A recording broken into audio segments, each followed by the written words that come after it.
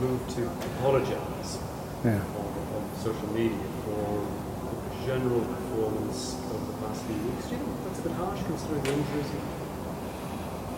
Well, I think, obviously, like any competitive sportsman, you want to win and you want to be winners, and your fans want to be winners. So I think he's very aware of the difficulties along the way and the various circumstances, but he's also not a fellow who looked to make excuses.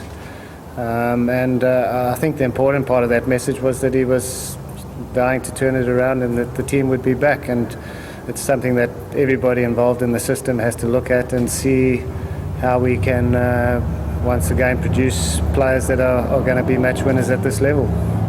Certainly, in the past few years, Lanka have produced some tremendous one-day sides. It's just a phase that we're going through.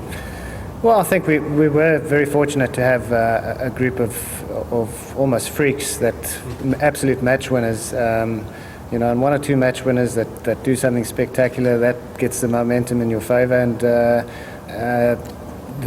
quite often the other players can be support acts, and the team does well. At the moment, we perhaps haven't got some of those players that really get the momentum going in our favour. But hopefully quite a number of the players have grown as cricketers, although we haven't had the results we wanted. I think some of the batting group have certainly grown, and some of the bowlers have had to fulfil roles that they never had to fulfil before. When we had Malinga and Kulasekara, who used to look after the death so well. So although we've come second, I think there has been some progress. Sometimes it's 2 steps forwards and 1 step back. But hopefully we're setting off on the right track, and it gives us plenty to think about. I guess on top of everything else, it was the early season conditions here didn't really go forward. Yeah, I think starting in the cold up north on very sporty seeming conditions was really tough, and some of the confidence took a knock.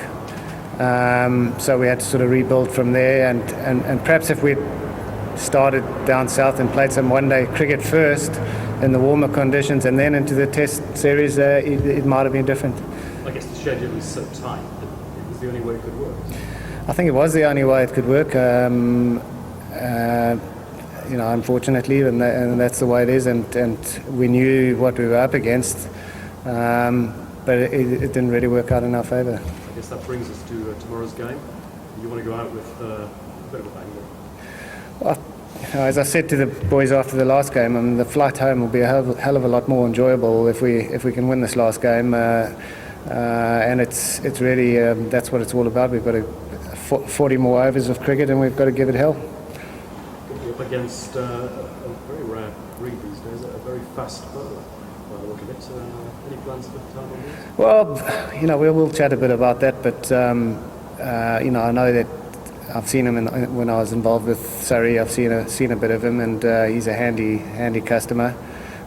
We've also got to look after our own skills. That's important, and come up with a few plans of our own. Thank you. Thank you. You mentioned young players coming through. Lanka, just the movement from first to fifth in days was a positive, I'm guessing.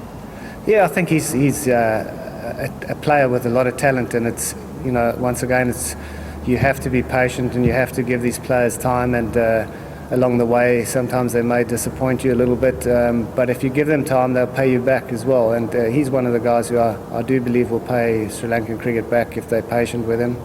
Young Mendes has shown that he's got everything that it takes for a young 21-year-old to be batting at 3 in test match cricket and 50 over cricket is quite something, and doing it pretty well. Still needs to convert those wonderful starts into a big score, but when he gets that right, he's certainly going to be a handful for the opposition.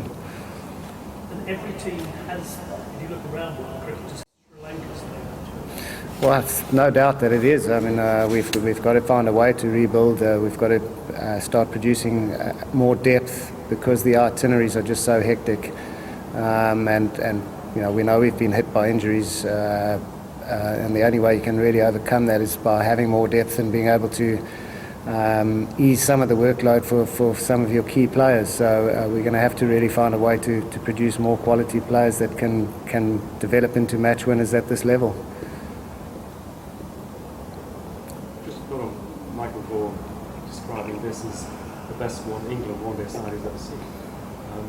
Go on. Without a doubt, certainly from what I've seen. I mean, over the years, I don't think England really paid enough attention to their white ball cricket, and Test cricket was what it's all about now. They seem to be putting an equal amount of attention into one-day cricket. Having been involved in county cricket for 7 years, I was always aware that there were fantastically talented white ball players, but they often didn't get picked. And now they seem to be really getting the right fellows in the right roles, and some extremely exciting stuff and dangerous stuff, and maybe something for us to look at and get some ideas about. It's just become a very specialist area, hasn't it? I mean, guys can make whole careers out of it. Well, I think nowadays your skills have to be so precise. And Tymal Mills is an example now who's just really focused on 2020 cricket, and has perfected the required skills. With us, as I've said, perhaps a lack of depth, injuries. You've got your test match bowlers still trying to, within sort of 3 days, they had to switch off their test match at Lords and switch into a one-day mode against Ireland. Fatigue, everything else that goes with it, and a long series. Just how much time can you spend in the nets changing your skill from the red ball skill to the white ball skill? So having that depth and the ability to rotate players and prepare players properly is really going to be important. England changed their mindset, haven't they, in terms of they talk about giving players freedom to try things and being precise. If they try something aggressive, it doesn't necessarily come up. Look, I think that's. Look, I think every team would like to play like that.